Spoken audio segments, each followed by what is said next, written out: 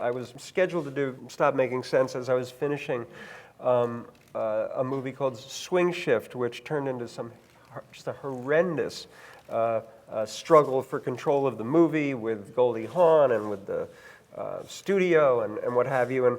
And they wanted all these scenes shot because Goldie had fallen madly in love with her co-star, Kurt Russell, and realized that the movie, it was crazy to have this movie be about Goldie and Christine Lahti. It could be about Goldie and Kurt, if only there were like 50 pages of new material. Yeah.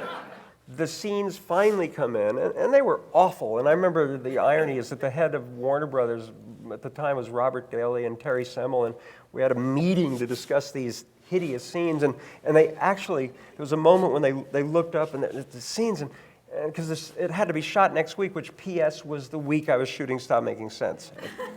And they go, Jonathan, these scenes are terrible. What are we going to do? I said, what are we going to do? You know, we shouldn't be doing this at all. So nevertheless, we go ahead and shoot. And somebody realized that they could really mess me up by proposing that the shoot go longer on the second day. But I thought, well, if I leave, then that's it. Then they can fire me. I lose control. And all these people have done so much beautiful work to make Swing Shift. All the actors and the composer and the camera, everything. So I had to fight for their work as much as anything else. All of a sudden, the assistant director comes over and says, we got to pull the plug. Ed Harris has a terrible headache. These scenes involve Goldie and Ed. So I went racing out to the lot in a panic. And beautiful moment in life. I got to my car, I jumped in, and sitting in the passenger seat was Ed Harris.